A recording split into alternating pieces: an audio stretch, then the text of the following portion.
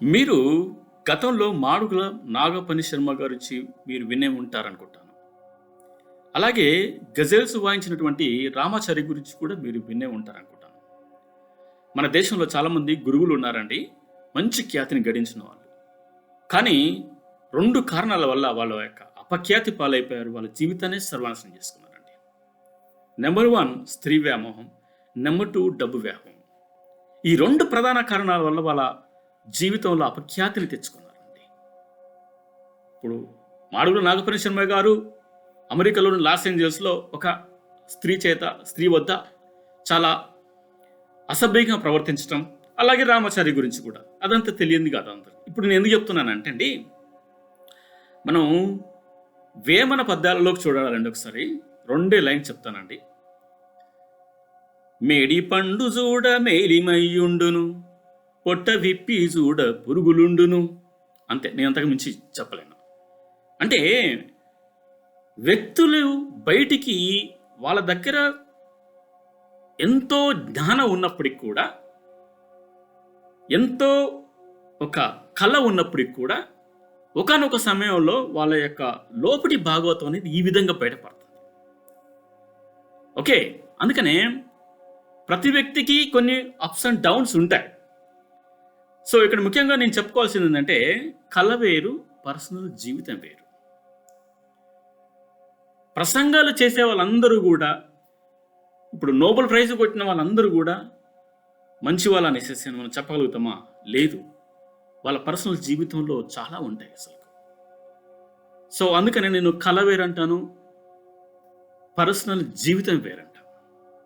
నేను ఎందుకు చెప్తున్నానంటే, గరికపాటి నరసింహరావు ఇప్పుడు ప్రపంచ దేశాలలో ఉన్నటువంటి తెలుగు వాళ్ళందరికీ సుపరిచితుడు.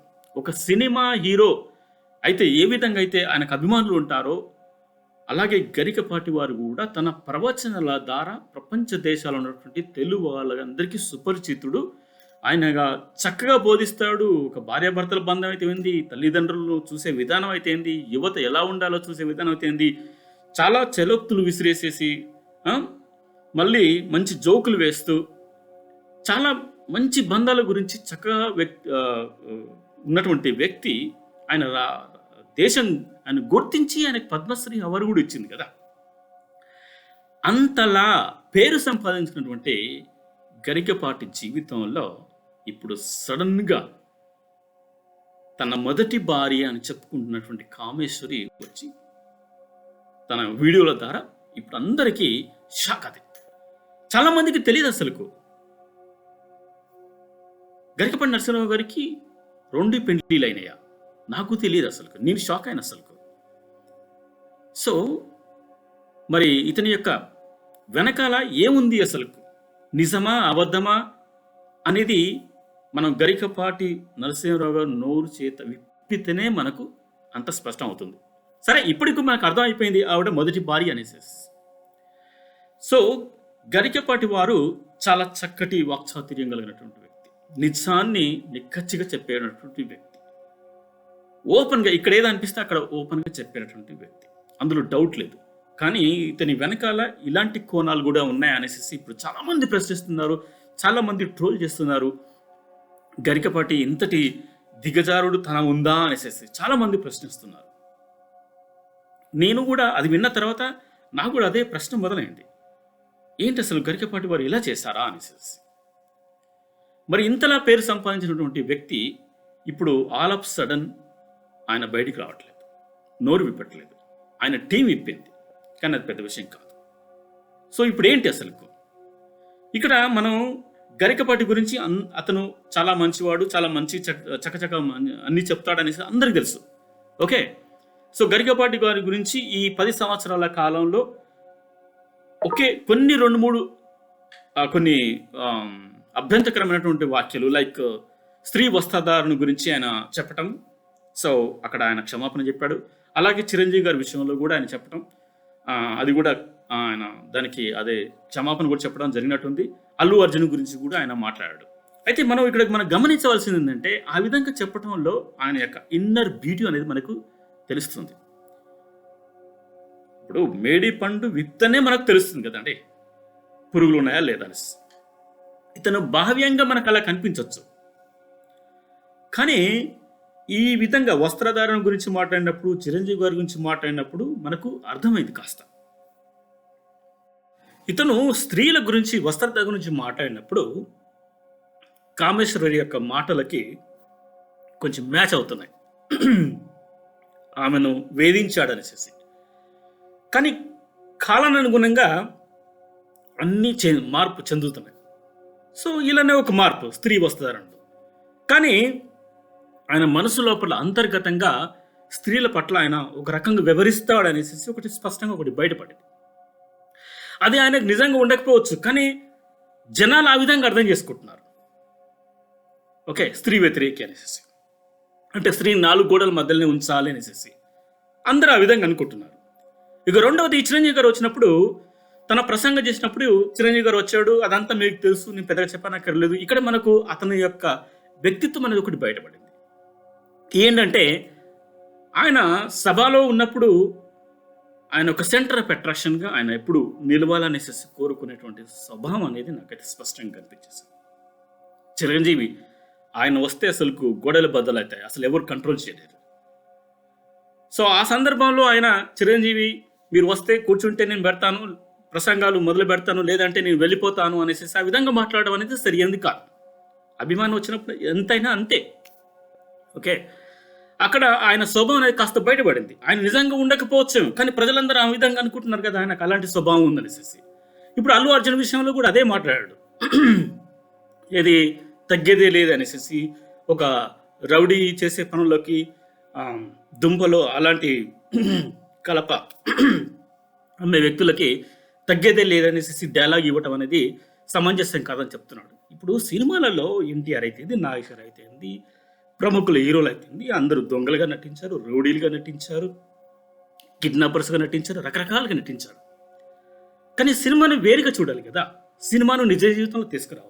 అందుకని కళ వేరు, నిజ జీవితం వేరు అనేసి నేను ముందుగానే చెప్పాను. ఓకే, సో ఇప్పుడు మనం అంతిమంగా డిస్కస్ చేసుకోవాలనుకుంటే, ఇప్పుడు మనం చివరిగా మాట్లాడేది ఏంటంటే, కామేశ్వరి ఆవిడ ఇప్పుడే ఎందుకు వచ్చింది ఎప్పుడు ఆవిడ తన పైన తన కొడుకే క్రిమినల్ కేసు పెట్టడం వల్ల తనకు అహంభావం కావచ్చు, తన బాధ అనేది బయటికి ఎక్స్ప్లోడ్ అయిపోయింది. తన కొడుకే తన పైన ఈ విధంగా పెట్టడం అనేది ఇక్కడ గురజాడ చేసినటువంటి ఒక పెద్ద తప్పది. దీన్ని మరో రకంగా పరిష్కరించుకుంటూ అయిపోయింది. కానీ తల్లి మనసు అనేది దెబ్బతింది. ఎలాగో వాళ్ళు కొన్ని సంవత్సరాలుగా వాళ్ళకి ఎలాంటి సంబంధాలు లేవు. తల్లి కొడుకుల బంధం కూడా కొన్ని సంవత్సరాల తర్వాత కొడుకు మర్చిపోగలుగుతాడే కానీ తల్లి మర్చిపోలేదు. అలాగనేసి వాళ్ళ మధ్యలో ఎలాంటి రాకపోలు కూడా ఏం లేవంట. ఇది సమాచారం మనకు సేకరణ జరిగింది కాబట్టి చెప్తున్నాను. సో కాబట్టి ఇక్కడ ఆవిడ మనస్తత్వం దెబ్బతింది. అందువలన గరికపాటి ఇలాంటి నీచుడు అని ఇక రకరకాలుగా ఆ విధంగా మాట్లాడుతుంది. మీరు వీడియోలలో చూసి ఉంటారనుకుంటాను. సో ఇప్పుడు గరికపాటి వారు నోరు విప్పడా మనకు తెలియదు. ఆయన విప్పవలసిన అవసరమా? కొంతమంది అవసరం లేదంటారు, కొంతమంది పట్టించుకోవాల్సిన అవసరం లేదంటారు, కొంతమంది గరికపాటి ఈజ్ రైట్ అంటారు, కొంతమంది ఆమె రాంగ్ అంటున్నారు. అయితే ఇక్కడ నేను డైజెస్ట్ చేసుకోలేని విషయం ఏంటంటే, ఆవిడ తన అన్నగారి భార్యను అపహరించుకుపోయాడనేసి ఆమె స్టేట్మెంట్ ఇచ్చేసింది. ఇక ఆ వయసులో ఉన్నప్పుడు ఏం జరిగాయో మనకు తెలియదు. ఆవిడ నేను పర్సనల్గా ఎక్స్ప్లెయిన్ చేస్తాను, నేను మీడియా పూర్వకంగా ఎక్స్ప్లెయిన్ చేయని చెప్పేది. ఇక అంతే, ఇక మనం మాట్లాడద్దు దాని గురించి. ఎందుకంటే యవనంలో ఉన్నప్పుడు మనిషి యొక్క ప్రవర్తనలు వేరుగా ఉంటాయి. కొంత వృద్ధాప్యం వచ్చిన తర్వాత జీవన విధానం వేరుగా ఉంటుంది. అప్పటిలాగా పరిగెత్తడాలు ఇవన్నీ ఉండవు. మనిషి మారుతాడు. ఇప్పుడు గరికపాటి నిజంగా చేశాడా లేదా అసలుకి ఏంటి అనేది మనకు ఆయన నోరు ఇప్పితేనే కానీ మనకు తెలియదు. కానీ ఈ విధంగా చేసుకోవడం తర్వాత 60 సంవత్సరాల్లోకి వచ్చిన తర్వాత ఇప్పుడు వీళ్ళు యువకులుగా ఒకరినొకరు కామెంట్ చేసుకోవటం అనేది సరికాదు. ఇక్కడ గరికపాటి సమన్వయంగా ప్రవర్తిస్తున్నాడు. ఆవిడ మాత్రం వీడియోల మీద వీడియోలు వదులుతుంది. బట్ ఏదేమైనప్పుడు కూడా ఇప్పుడు ఆవిడ ఎందుకు ఇప్పుడు వచ్చింది, ఆవిడనేమో డబ్బులు కావాలంటే నాకు డబ్బులు అవసరం లేదంటుంది, నేను స్వతంత్రంగా బ్రతకగలుగుతానని చెప్తాను. మంచిదే. సో ఇప్పుడు గరికపాటి వారు మరి దీనిపైన ఏం రకమైనటువంటి కామెంట్స్ చెప్తాడు, అసలు చెప్తాడా చెప్పడా తెలియదు. ఆయన ప్రవచనకర్త కాబట్టి ఆయన మీడియా ముందుకు వస్తూనే ఉంటాడు, చెప్తూనే ఉంటాడు, చేస్తూనే ఉంటాడు. అయితే ఒక అన్న భార్యను అంటే తల్లి సమానురైనటువంటి వ్యక్తిని అపహరించి అపహరించాడు లేదో మనకు తెలియదు, తీసుకొచ్చి పెళ్లి చేసుకోవటం అనేది ఏమాత్రం ఒప్పుకోదగినటువంటి విషయం కాదు. ఇక్కడ ఇంకో ప్రశ్న ఏంటంటే ఆవిడ ఎందుకు వచ్చింది, అసలు తల్లి సమానమైనటువంటి వ్యక్తి ఎందుకు వచ్చింది? రాకూడదు. బ్రాహ్మణ స్త్రీ అంటుంది, ఏవో కొన్ని రూల్స్ చెప్తుంది. ఇక్కడ ఎవరైనా సరే, బ్రాహ్మణుని కాదమ్మా, ఎవరైనా సరే తల్లి సమానమైనప్పుడు అలా మరిదితో వెళ్ళటము తప్పు. ఇక్కడ ఆవిడ తప్పు ఉంది, ఈయనదే తప్పు ఉంది. కానీ అవి యవనంలో జరిగిపోయాయి కాబట్టి ఇంకా మరీ వ్యక్తిగతంగా వెళ్ళకూడదు. ఆ డిస్కషన్ మనం కూడా ఇంకా ఎక్కువగా ఎక్స్టెండ్ చేయకూడదు. సో నాకు ఇప్పుడు ఏమనిపిస్తుంది అంటే, అసలు గరికపాటి ఆయన ఈ must continue his life. She also, Kameshwari కూడా, ఆవిడ కూడా కంటిన్యూ కావాలి. ఇప్పుడు గరికపాటికి ఉన్నటువంటి ప్రజెంట్ భార్య ఆవిడ ఎలా ఫీల్ అవుతుందో తెలియదు, రైట్?